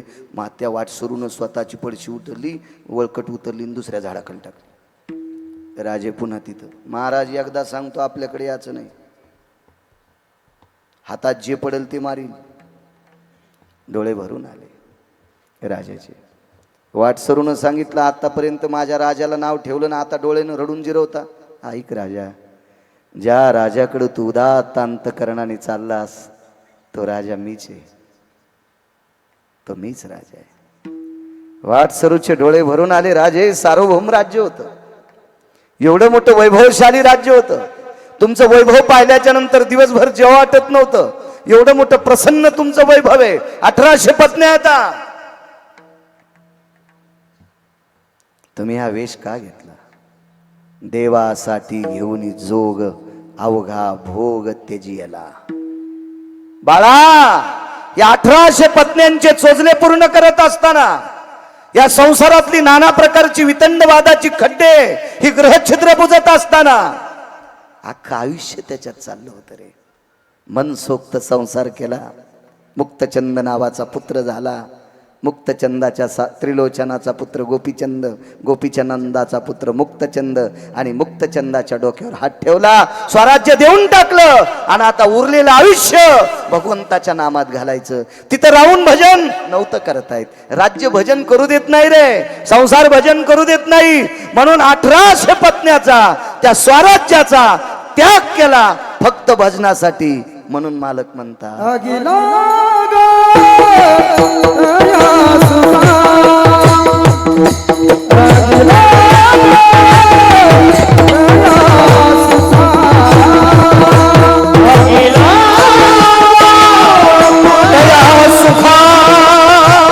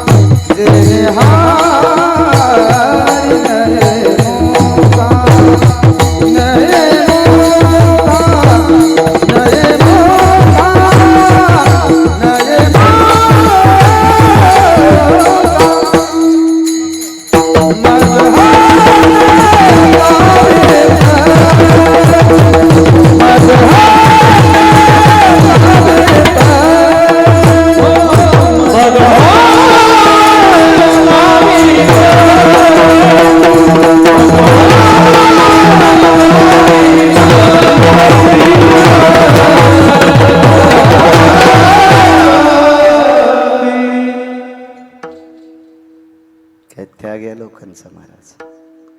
फक्त देवासाठी या गोष्टीचा त्याग केला. आग लावली त्याला, आग लावली. लक्ष्मण प्रभू रामचंद्राच्या सेवेकरता गेले. उर्मिला महालात थांबल्या. मिथिलेचे राजा जनक, त्यांच्या बंधूची कन्या. 5 ते 6 दिपवाळ्या संपल्या.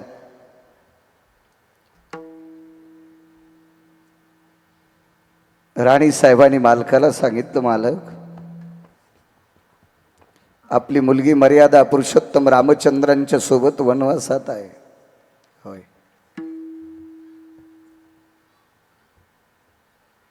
श्रुतकीर्ती, मांडवी आणि उर्मिला तिघींना दिपाळीला घेऊन येता का?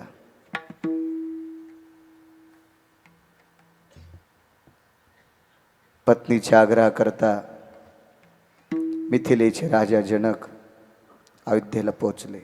रामायणात शोधायचं नाही, दुसऱ्या पुराणात पहा तर सापडेल.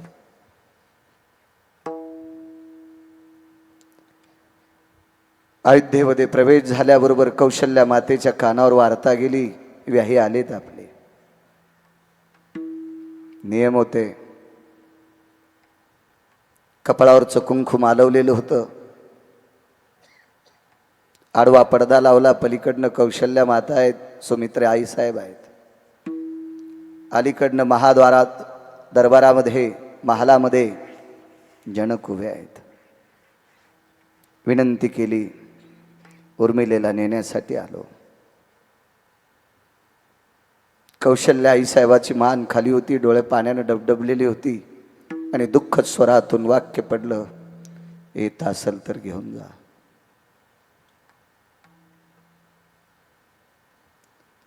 गुमास्त्याच्या हाताने महाल विचारला, लक्ष्मणजीचा महाल कुठे आहे?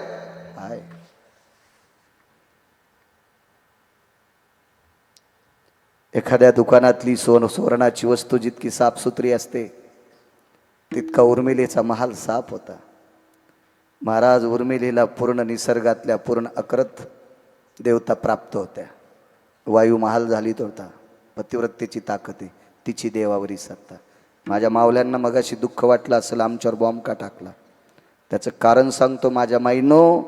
नवऱ्याचं दर्शन घेणाऱ्या बाईच्या ताब्यात देव असतो. तुका म्हणे पतिव्रता तिची देवावरी सत्ता. इतक्या मोठ्या आहात तुम्ही. मालकाच्या सेवेची ताकद आहे, फार मोठी ताकद आहे, फार मोठी. तुम्हाला भजन नाही करता आलं तरी हरकत नाही. आणि त्याचा एक पुरावा सांगतो. तुम्हाला नाही विना घेतला, नाही भजन केलं, नाही कीर्तन करता आलं किंवा काही ताण घेऊ नका. तुम्ही किती मोठे आहात सांगू का. कीर्तनकाराला जन्म द्यायचा तुमच्या हातात आहे. भागवतकाराला जन्म द्यायचा, रामायणकाराला जन्म द्यायचा, शिवपुराणकाराला जन्म द्यायचा तुमच्या हातात आहे. वारकऱ्याला जन्म द्यायचा, ज्ञानोबरायला जन्म तुम्ही दिला, तुकोबरायला जन्म तुम्ही दिला, सावता बाबाला जन्म तुम्ही दिला, नाथबाबाला जन्म तुम्ही दिला, नामदेवरायला जन्म तुम्ही दिला, सेना महाराजांना जन्म तुम्ही दिला, चोखोबरायला जन्म तुम्ही दिलाय, रविदासांना जन्म तुम्ही दिलाय, कबीरांना जन्म तुम्ही दिलाय, छत्रपती शिवाजी महाराजांना जन्म तुम्ही दिलाय, शंभूराजांना जन्म तुम्ही दिलाय, धर्मनिरपेक्ष महाराणा प्रतापांना जन्म तुम्ही दिलाय. किती मोठे आहात माझ्या माईनं तुम्ही, किती मोठ्या. इथं बसलेली हजारो लोक गिरगावच्या बाळ्याला इकत घेतील. कशाला एवढी जत्रा भरली का नाही. जवळचाच बाळ्या होता. इतक्या जवळच्या महाराजासाठी इतके लोक येत असतात का. इथं बसलेली हजारो गिरगावच्या बाळ्याला इकत घेतील. तरी पण तुम्ही माझ्या पुढं बसलात. मला सुद्धा एका महाराष्ट्रातल्या स्त्रीने जन्म दिलाय. इतक्या मोठ्या आहात तुम्ही, इतक्या मोठ्या माझ्या माईने, इतक्या मोठ्या. तुम्हाला बाकी काही गोष्टी करायची गरज नाही. फक्त कुटुंबातल्या लोकांची गोडशी सेवा. महाराज लोपामुद्रा नावाची तुमच्यातली एक स्त्री होऊन गेली. ती पंढरपुरातल्या मालकाच्या पाया पडली नाही. मर्यादा पुरुषोत्तम रामचंद्रांच्या पाया पडली नाही. रामचंद्र तिच्या नवबाऱ्या पाया पडली. शितीने विचारलं काय मिळेल. मोकळे बस म्हणले. आपल्याला पाया पडू दिले मोठे पण केलं काय. ती जीवनात दिवसात 3दा दर्शन पतीचं घेते, सकाळ दुपार आणि संध्याकाळ. नवऱ्याचं दर्शन घेणाऱ्या बाईच्या पाया मर्यादा पुरुषोत्तम रामचंद्र पडतात. तिची देवावरी सत्ता. माझ्या माईंनो राग येऊ दे नका गिरगावकराचा. नवऱ्याच्या पाया पडत जा. एक बाई म्हणली त्याची लायकीच नाही पाया पडायची, तरी पडत जाय. माझा स्वार्थ नाही माझ्या माईंनो, माझ्या देशाचा स्वार्थ आहे, या पवित्र भारताचा स्वार्थ आहे. नालायक नवऱ्याच्या पण पत्नीनं पाया पडायचं कारण सांगतो. नवऱ्यानं जर हरामखोरपणा केला आणि त्या हरामखोरपणाला कंटाळून जर आईनं नालायकपणा केला तर तुमच्या पोटी जन्माला येणाऱ्या मुलीची मुलाची काय अवस्था होईल. म्हणून माझ्या माईंनो तुमच्या चप्पलला स्पर्श करून प्रणाम करतो. त्यानं किती जरी नालायकपणा केला तरी करू द्या, त्याच्या पायाच पडा. आणि आपली मुलगी आणि मुलगा पक्षीन जशी आपली पंखाखाली सांभाळते तसे आपल्या बाळाला तुम्ही मोठं करा माझ्या माईंनो. कारण ते भारत देशातले उजळते तारे असतील, या देशातले पवित्र सूत्रधार असतील. याच्या करता हा माझ्या देशाचा स्वार्थ आहे. आणि तुम्ही ऐकू शकता मुंगळे कोणीकडे थुत्र करून चलत आहेत, मुंग्या रांगा सोडित नसतात. म्हणून उपदेश मुंगळ्यांना नाही, मुंग्यांना आहे. आता जरासं बरं वाटलं त्याला. पहिल्यांदा म्हणले असते मा या गावातल्या लोकांनी हे मेलेला आणलंच कशाला, आमच्यावर बॉम्ब टाकतो. नाही माझ्या माईंनो, माझा स्वार्थ आहे. माझ्या वारकरी संप्रदायानं फार मोठं केलंय. राज्य राणी व संपत्ती. या देशाची संपत्ती कोण असेल तर या पवित्र देशाची स्त्री आहे. याच्या करता म्हणतोय. नाही काय माझं काही घराला घर नाही, तुमचं काही भांडण नाही, कशाला तुम्हाला वाईट. चला उर्मिलेच्या महालात जनकाने प्रवेश केला. तो महाल बघितला माझ्या माईंनो. एका खांबाला टेकन देऊन डोळे बंद असलेली स्त्री एकच जप करत होती. पती परमेश्वराय नमः, पती परमेश्वराय नमः, पती परमेश्वराय नमः. रामचंद्राय नमः नाही, हा नाही, पती परमेश्वराय नमः. माझ्या माईनो अंध असणारा नवरा, बाईनं विश्व पाहिलं नाही पट्टी बांधून. नवऱ्याच्या मूर्खपणामुळं डोळे असून विश्व न पाहणाऱ्या पतिव्रता स्त्रीला जंगलात जायची वेळ आली. नवऱ्याच्या सेवेची ताकद आहे का माझ्या माईंनो? भूक लागलेला वाघ ज्या वेळेला धृतराष्ट्राकडे धाव घेतो, पायाखालच्या वाळलेल्या काड्या आणि पानं चुरगाळत असताना बाईच्या लक्षात आले आपल्या पतीकडे धाव घेतोय आणि तात्काळ त्या वेगानं तिकडे जवळ गेली आणि मालकाच्या हाताला स्पर्श केला. महाराज, पतिव्रतेनं मालकाला स्पर्श केल्याबरोबर हिंस्र पशु सुद्धा वापस गेला. इतकी तुमच्यात ताकद आहे. आपल्या पतीच्या स्त्रीच्या वैभवामुळे, पातिव्रतेच्या गुणामुळं हिंस्र पशु सुद्धा तिच्या नालायक पतीला कुरतडत नव्हता. इतकी तुमच्यातल्या पतिव्रतेची ताकद आहे. एवढी मोठी शक्ती आहे तुमच्यात, एवढी मोठी शक्ती आहे. चला, खांबाला हात देऊन आपल्या पतीच्या नामाचा जप करत बसलेली आवाज दिला, उर्मिला. नाही बोलल्या. दुसरा आवाज पडला, उर्मिला. नाही बोलल्या. महाराज, दुःख वाटलं काकाला. एवढा मोठा मिथिलेचा राजा मी पुतणी करता आलोय आणि मी 2 आवाज देऊन बोलत नाही, तिसऱ्यांदा आवाज दिला, उर्मिला. काका, तुमचं काय मत आहे ते लवकर आठवा, कारण तुम्ही जर जास्त बोलत राहिले तर माझ्या भजनाला व्यत्यय येतोय. तुमचं काय मत आहे ते सांगा. महाराज, भाव ऐकल्याबरोबर सीतेला वाट लावत असताना जितके जनक रडले नाही का, तितके उर्मिलेचा शब्द ऐकल्यावर रडू लागले. माय,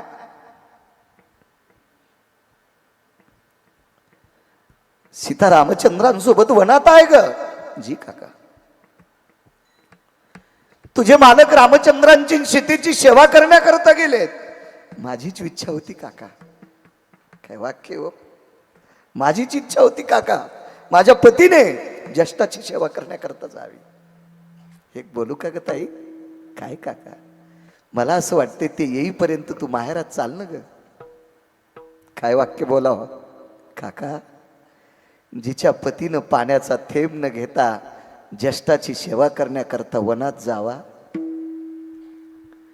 ज्या ज्येष्ठाला विश्वाची ताकद, ज्याच्या विश्वाचा देव आहे असा ज्येष्ठ मर्यादा पुरुषोत्तम रामचंद्र अंगावर झाडाची साल पांघरून जावा. कोणाला श्रीमंत आणि कोणाला भिकारी करायचं, जिला लक्ष्मी म्हणावा ती माझी बहीण बिना चप्पलची दगड उशाला घेऊन वनात झोपते. आणि त्याच पवित्र कुळातल्या मुलीनं मालक वनात असताना, मोठी जाऊ वनात असताना, विश्वाचा बाप वनात असताना भजन बंद करून माहेरात लाडू खावा. नकोय काका. काका, त्या माहेरातल्या सुखाला आग लागो, आगी लागो तया सुखा. नाही गेल्या उर्मिला. का? परमार्थात आडवं येते. ते सुख परमार्थ करू देत नाही. बघा भरताचं जीवन. एका सर्पिणीचं चरित्र वेगळं झालं का? कधी झाला म्हणतो आजे? एका सर्पिणीचं आणि भरताचं चरित्र आहे. सर्पाची पिलं चावत होते. आईनं सांगितलं नका चावू रे, चावू नका. मुलाने विचारला, भजन करणारा साधू आहे, त्याच्या मांडीवरची लंगोटी बाजूला सरकली, लालबुंद त्वचा होती, राजकुमार होते भरत, राजाचा पुत्र आहे. त्याच्या मांडीचे लचके मारले तर आपलं पोट भरण. आईनं सांगितलं, पाप्यानो, कोण्या जन्मात काय पाप केलं याच्याकरता सर्प झालोत रे. एका साधूचं मांस खाल्लं तर चंद्र सूर्य येतोपर्यंत आपल्याला कीटकाची योनी प्राप्त होईल. ठीक आहे आई, माफ कर. एक जण मला म्हणला, सर्पिना अशी इच्छा का करू शकते? अरे तू मूर्ख आहेस. ती सर्पिन एका साधूची पत्नी होती, पदभ्रष्ट होती ती. कोण विचार करील याचं कशाला डोकं लावता? महाराज, साधूच्या पुढे सर्पिन काय करू शकते? मुनिश्री शृंगांनी भजन केलं. किल्लारी सर, कातकडे सर, मुनिश्री शृंगांनी भजन केलं. 16 योजनाची जमीन आहे. त्या 16 योजनाच्या भूखंडात मुनिश्री शृंगांनी भजन केलं. त्या जमिनीमध्ये वाघ सिंह गाईला धरीत नाही, वाघ हरणाला धरीत नाही, सर्पाचं मुंगसाचं भांडण होत नाही. का? मुनिश्री शृंगांनी भजनानं निर्वैर केलेली भूमी आहे. तर ज्या भरताने अंगाला काव लावली त्याला सर्पिन कशी चावन, याचं जरा डोक्याचं भान ठेवलं पाहिजे. ही 4 वाक म्हणायची हरामखोर आपल्याच जन्माला येते, आपल्यासारखी राहतात आणि आपल्याच पुराणाची वाभाडे काढतात. या भडव्यांना 4 वाक म्हणतात. विठाला विठाला विठाला.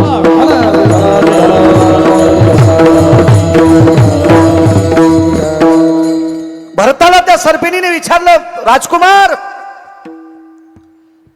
तुमच्या आईने तुम्हाला अयोध्येचं स्वराज्य मागितलं होतं, ते स्वराज्य न भोगता तुम्ही इथं नंदीग्रामाच्या ठिकाणी अंगाला काव लावून का बसलात? भरताच्या डोळ्यातून पाणी आलं. बाई, माझ्या विश्वाच्या बापाने वनात बिना चप्पलचं फिरावं आणि कनिष्ठाने राज्य भोगावं हे कोण सांगितलंय? नकोय माय, विश्वाचा बाप येईपर्यंत त्याचं भजन करायचंय. त्या राज्याला आगी लागू तया सुखा. नकोय नकोय नकोय. या माझ्या संप्रदायात 1425 गडी होते. 1425 गडी. फॅक्टरीचा मालक नव्हता.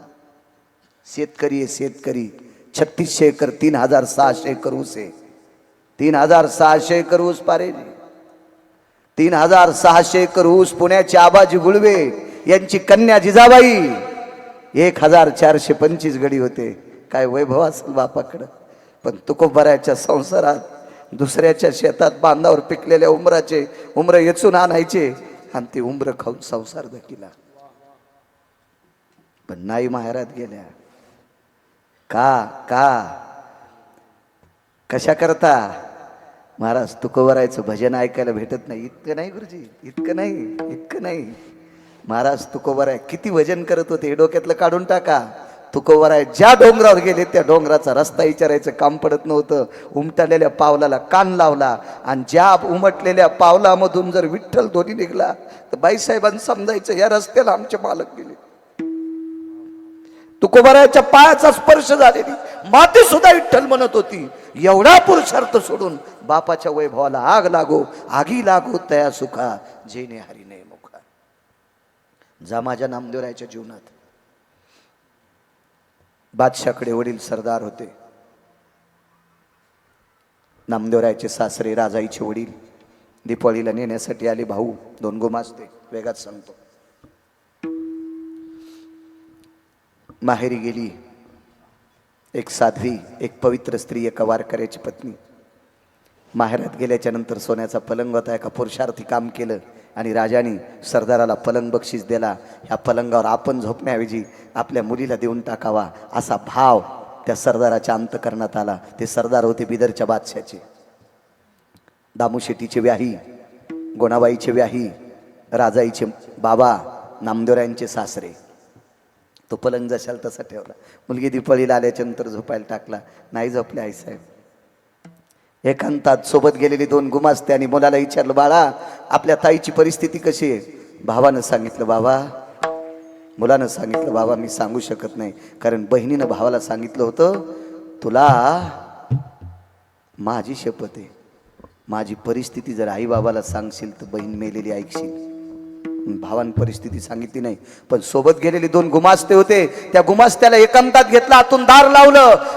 बिदरच्या बादशाच्या सरदारांनी प्रश्न केला नामदेवरायच्या सासऱ्यांनी, का रे तुमच्यावर मी किती प्रेम केलं? त्या 2 नौकरांना सांगितलं, मालक मायबाप जितकं प्रेम करतात त्याच्या कोटीपटीनं तुम्ही माझ्यावर प्रेम केलंय. मग मायबापा इतकं प्रेम करणाऱ्या सरदाराची शपथ आहे, आमच्या जावयाची परिस्थिती कशी सांगा. डोळे भरून आले. चंद्रभागेचं पाणी गेल्यावर पेलोत आणि वापस येताना चंद्रभागेचं पाणी पेलोत. जेवलोत घरीच. तुमच्या लेकीच्या इथं जावायची तर जेवायला सुद्धा नाही. बापानं त्या दिवशी मुलीची हजेरी घेतली. माय एवढी मोठी गावरान तुपातली चणचणीत पदार्थ आहे, जेव म्हणलं तरी थोडासा पदार्थ खाते, पोटभर जेवत नाहीस. तुझ्या घरी गोदडी झोपायला येते तर सोन्याचा पलंग याच्यावर झोपत नाहीस. ऐका म्हणे बाबा, माझ्या घरात ती सगळी लोक कण्या खातेत पण 2 टाइम भजन करतात. माझ्या घरात झोपायला गोदडे आहेत पण आमच्या घरात टाळ चिपळी विना वाजतोय. इथं सोन्याचा पलंग आहे पण या वाड्यात टाळ ऐकायला येत नाही. इथं गावरान तुपातली पदार्थ आहेत पण इथं टाळ ऐकायला भेटत नाही. बाबा मी झोपड्यात राहते, दर 3 दिवसाला पोटभर जेवते, 2 दिवस 2-2च पळ्या कण्या खाते, पण त्या घरामध्ये अविरत विटेवरच्या मालकाचं भजन ऐकायला भेटतंय. हा 6.5 क्विंटल सोन्याचा पलंग आहे पण इथं भजन ऐकायला भेटत नाही. आगी लागो तया सुखा विठोबार कुमाई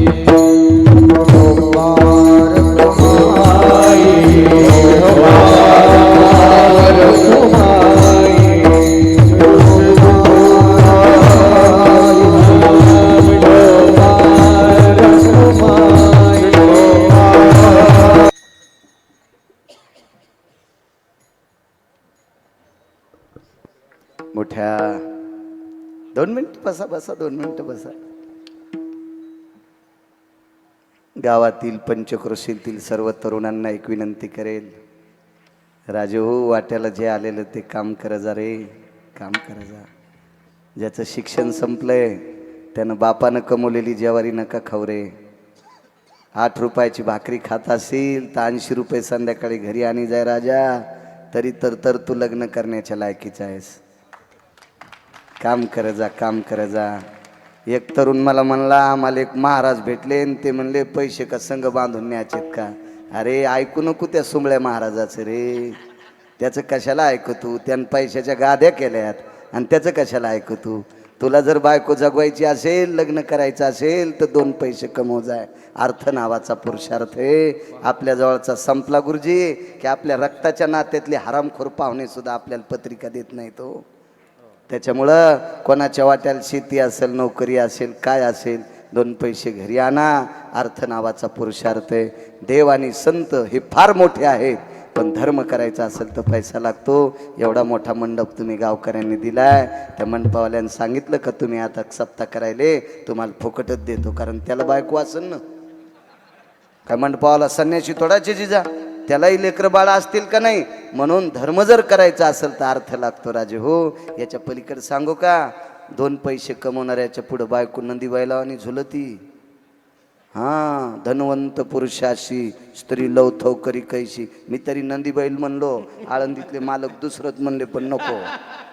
हो, सदा शृंगार भूषणे कांता लवे बहुमाने. तरुणांनी काम करा जा. या महाराष्ट्रातल्या मातीतला तरुण हा कर्मशील असावा, कर्तव्य दक्ष असावा. त्यानं जर काम केलं तर उद्या धर्माची सेवा करू शकतो. एखाद्या पवित्र संतांच्या पुण्यतिथीला तो अन्नदान करू शकतो. उदात्त अंतकरणाने आपल्या संसारातली लोक घेऊन, गाडी घेऊन आळंदी, पंढरी, देहू, पैठणला दर्शनाला जाऊ शकतो. कोणाच्या पुढं हात पसरायची गरज नाही, लाचारी करायची गरज नाही. म्हणून काम करत जावा ही तरुणांना विनंती करतो. मोठ्या उदात्त अंतकरणाने एवढा मोठा वैभवशाली हा ज्ञानयज्ञ तुम्ही भरवला. तुम्हाला कोटी कोटी प्रणाम. मला वाटतं उद्या गुरुवर्य श्री गुरु जीर्ण मंदिराचा जीर्णोद्धार, जिथं मंदिरच नाही तिथं मंदिराची उभारणी, गौ मातेची सेवा आणि दीनदुबळ्यांची सेवा करणाऱ्या विश्वाच्या मालकानं पाठवलेल्या देवदूताचं उद्या कीर्तन आहे. श्री गुरु पाचपोर बाबा माझ्या अंतकरणातलं अत्यंत सात्विक रत्न, मी त्यांचं ऐकूनच गौशाळा बांधली. अजयला माहीत आहे, मी श्री गुरु पाचकोर बाबांचा आदर्श घेऊन मी स्वतःच्या शेतात गौशाळा बांधली. 100 गायी बसतील असं सुंदरसं सुरेल बांधकाम केलं. बऱ्यापैकी आता गायीत वाढवत हळूहळू वाढवील आणि त्या जितक्या जोपासता येतील तितक्याच घेईल. नाही तर उगं लोकांनी बरं म्हणावं म्हणून गायी आणल्या आणि गोचडा आत्महत्या करायला निघाले. तर गोचडायला विचारलं तुम्ही कुठं चालले, म्हणले मी आत्महत्या करायला चाललो. का? गाईला आम्हाला प्यापुरतंच रक्त नाही, त्याच्यामुळे आम्ही आत्महत्या करायला चाललो. असं करू नका. आपल्याला जितकं सांभाळता येते तितकं करा. पुन्हा एकदा सांगतो, ज्याला 10-5 एकर जमीन आहे त्यानं त्याच्या दारात एखादी गाय बांधा. एक सांगतो, ज्याला नोकरी आहे त्यानं त्याच्या बंगल्यापुढे एक गाय बांधा ना. काय बंगला पडल का त्याचा? पगार आहे ना तुला रे. एक गाय सांभाळ रे, एक वासरू सांभाळ. वासरू सांभाळ, तुझे पूर्वज तुला आशीर्वाद देतील. गायीची साधना, गायीची उपासना श्री गुरु पाचपोर बाबांकडनं मी शिकलो. उद्या त्यांचं कीर्तन आहे. अशीच गर्दी करा ही तुम्हाला विनंती करतो. आणि गावकऱ्यांनी मोठ्या उल्हासात एवढा मोठा यज्ञ केला गावकऱ्यांच्या वतीनं. अजय लवडे गरजा महाराष्ट्र तो चॅनल चालवतोय, त्यानं मला संपर्क केला. त्याच्याकडं ते पुन्हा उद्योगी आहेत, ते त्याच्याकडं मला वाटते वरद का विघ्नहर कलरचं दुकान सुद्धा आहे, काम करतोय ते. मला रिकाम एक पोरग माझ्यासोबत 8 सोबत होतं, 8 दिवस होतो. बूट सुद्धा माझा सरळ करायचं. म्हणलं चांगली सेवा करायला माझी कातकुडे गुरुजी. आपला बूट कोणाला पाय देऊ देत नव्हतं, काळा बूट आहे नरी, त्याच्यावर पांढरा होऊ देत, इतकी सेवा करू लागलो. मला नंतर एक जणांनी सांगितलंय मायबापाला बोलत नाही, भडव्या उतर. म्हणलं मी एकदा वाचलोय आणि तू जर गाडीत बसलात मग गाडी पुन्हा पुला खाली जाईल, तू खाली उतर. मायबापाचे विरोधक गाडीत बसू देत जाऊ नका. आपल्या लोकांनी जे मायबापाला मोजीत नाहीत ते हराम खोरायला कधी नाही गाडीत बसायचं. एक सांगू का तुम्हाला, राग येऊ देऊ नका तरुणांनो. मायबापाची सेवा करणाऱ्याचा मी आदर करतो, काय नवलाची गोष्ट नाही. माझ्या देहूतले मालक पाया पडतात. नमो तया माता पित्याचे पालन आणि नमो त्या वचन सत्यवदे. आईवडिलाचं दर्शन घेणारा जगात सर्वश्रेष्ठ आहे, सर्वश्रेष्ठ. उपस्थित आमचे गिरिजनात मृदंगाचार्य मोठ्या वैभवशाली परंपरेत श्री गुरु माझ्या गुरुवर्य प्रति शांतीब्रह्म एकनाथ महाराज असे श्री गुरु भास्करगिरी बाबांच्या सानिध्यात असतात. आदरणीय हरिभक्तीपरायण आकाश महाराज असतील, पाठीमागं सुद्धा मृदंगाचार्य आहेत, गणेश महाराज आहेत, तुम्ही हे सगळी मृदंगाचार्य, रथी महारथी लोक आहेत. अहो एक एक गौसत नाही. तुमचं गाव किती नशीबवान, इथं 50 मृदंगाचार्य महाराज. या श्री गुरु शंकर बाबांची कृपा आहे, एवढ्या मोठ्या साधूची कृपा आहे, एवढी मोठी मृदंगाचार्य इथं बसलेले आहेत. पंचक्रोशीतून आपला अमूल्य वेळ खर्च करून आलेली तुम्ही माझ्या ज्ञानोबाराय तुकोबारायचे उपासक, तुमच्या चरणी साष्टांग दंडवत. एक सांगतो माझ्या माईंनो, भंगिऱ्याचं ऐकून काही बी उपास धरू नका बरं. भंगिऱ्याचं ऐकून उपास धरू नका. उपास 24 एकादशा, 5 परवान्या, अर्ध उपवास 1 तास 1 टाईम जेवून सोमवार, शक्य असला तर प्रदोष. याच्या व्यतिरिक्त उपवास माझ्या ज्ञानोबाराय तुकोबाराने सांगितला नाही. आणि ते उपवास धरल्यावर जर पैसे भेटत असतील तर मला सांग माहिती उपवास कोणता आहे तो. असं काय नसते. उगं हेमोग्लोबिन कमी कर, व्यसनी नाहीत तरी आपल्या बायका आजारी पडतात. या भंगिरेनं सांगितलेले वृत्त करतात. करू नका. तुमच्या चपलाला हात लावून प्रणाम करतो. फक्त माझ्या ज्ञानोबाराय तुकोबारानं सांगितलेलेच उपास करा, त्याच्या व्यतिरिक्त वेग सुद्धा करू नका, ही तुम्हाला विनंती करतो. सर्वांना प्रणाम करतो. गावकऱ्यांना पुनश्च एकदा धन्यवाद देतो. एक छोटंसं गाव आहे. खरं तर त्यांचा विचार केला, या गावानं एवढा मोठा सप्ताह करणं म्हणजे नातवानं आज याला कडाल घेणं. गुरुजी नातवानं आजोबाला कडेवर घेणं. फार छोटंसं गाव आहे. 700-800 मतदान म्हणजे गावाचं आहेच काय किती परिस्थिती. आणि एवढं मोठं वैभवशाली केलं. असं तुम्ही परमार्थात वैभव दाखवता, याबद्दल तुम्हाला प्रणाम. नाही तर असे लय हरामखोर आहेत. एक जणानं गोव्यात पोरीच्या वाढदिवसाला 32 लाख खर्च केले आणि जहाजात वाढदिवस केला. तिथं का हरिपाठ होता, का गाथा होता, का ज्ञानेश्वरी होती. आज्याची 9 एकर जमीन इकली, गोव्यात पोरीचा वाढदिवस केला. म्हणलं महाराज जमलं का नाही. म्हणलं मला भेटलाच तरी पाप लागलं. एकानं बापाची 3 एकर जमीन इकली आणि मलेशियात स्वतःचा वाढदिवस केला.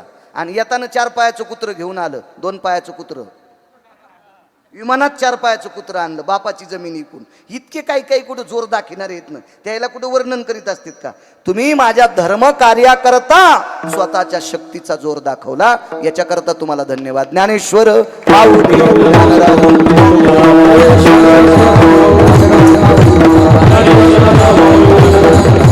एकच मिनिट, फक्त अर्धा मिनिट भीक मागतोय. फक्त अर्धा मिनिट, फक्त अर्धाच मिनिट भीक मागतोय. जे उभे राहिले ते आपण उठू नका, हातवरी करा. गुरुजी तुकाराम तुकाराम तुकाराम तुकाराम